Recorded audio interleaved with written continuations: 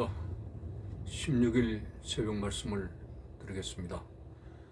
운동장에서 다름질하는 자들이 다 달릴지라도 오직 상을 받는 사람은 한 사람인 줄을 너희가 알지 못하느냐. 너희도 상을 받도록 이와 같이 다름질하라. 고린도전서 9장 24절에 말씀드리겠습니다. 우리가 값없이 예수 그리스도의 대속의 죽음으로 구원을 받지만은, 그러나 상은 각 사람마다 다르다고 했습니다. 얼마나 열정을 가지고 하나님의 은혜를 의지하며 기도하며 말씀을 사모하며 헌신하며 교회를 섬기며 하는 이 열정적인 헌신과 충성에 따라 개인의 상급이 다 다르다고 합니다. 그래서 어쩌면은 마지막에 겨우 예수의 이름을 부르며 한편 강도처럼 낙원에 이르게 되리라고 하는 그런 모습처럼 겨우 턱걸이 구원을 얻는 사람은 상급이 없는 부끄러운 구원을 얻는다고 바울은 말을 했습니다. 그렇습니다. 이왕이면 우리가 하나님 앞에 하늘나라 가게 되었을 때 분명하게 되어지게 되는 상급의 정교한 그러한 계산 앞에서 우리가 하나님 앞에 은혜를 의지해서 상을 받는 그런 구원이면 더 바람직한 것이 없겠죠. 그래서 오늘 바울은 다름질 경기에 비유를 했습니다. 운동장에서 스타트 라인에 다 출발한다 할지라도 그 중에 상을 얻는 사람은 한 사람인 줄 알지 못하느냐. 상을 얻기 위해서 열심으로 다름질하라 라고 했습니다. 여기서 다름질은 충성과 열정적인 헌신을 비유하고 있는 것이죠. 예수님께서도 말씀했습니다. 선한 경쟁에 대해서 이렇게 말씀했죠.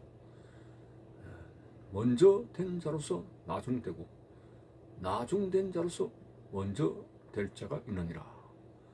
앞서거니 뒤서거니 하는 이 선한 경쟁. 저는 이런 이야기를 들어봤습니다.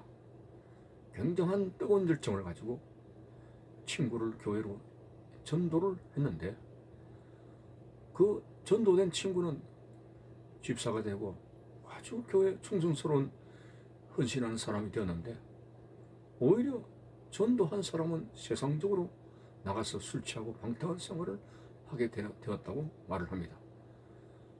전도한 사람이 얼마나 애석한 자리에 떨어졌습니까?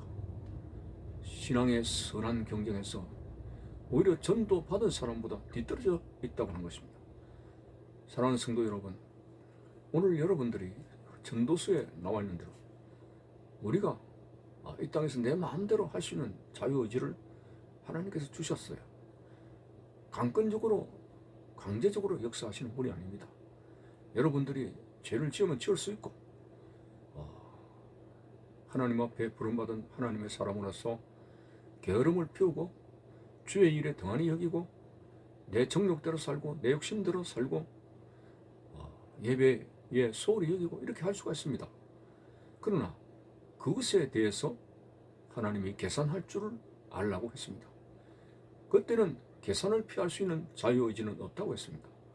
그러므로 짧은 이 평생에 내 정욕대로 욕심대로 방탕한 자유를 누리면서 세상적으로 살기보다도 예수님께서 말씀하신 대로 좁은 문으로 들어가서 우리가 절제하고 그리고 세상에 대해서 거리를 두고 하나님 앞에 헌신하고 충성하고 봉사하는 삶을 살아감으로 말미암아 이 땅에서는 십자가를 지는 그러한 고통이 있겠지만은 영원한 시간에 비해 하나님 나라에 이르게 되었을 때 상급을 받을 수 있는 이 구원의 신앙에 대해서 우리는 큰 기대와 소망을 걸 수가 있습니다. 오늘 여러분, 결코 주님 몸된 교회를 중심으로 우리가 하는 헌금 그리고 눈물의 기도, 여러 가지 찬양과 운전과 식당 봉사와 기도와 교회 청소와 그리고 각 기관 봉사와 여러 가지가 있는데 그런 하나님의 선한 일은 결코 헛되지 않습니다.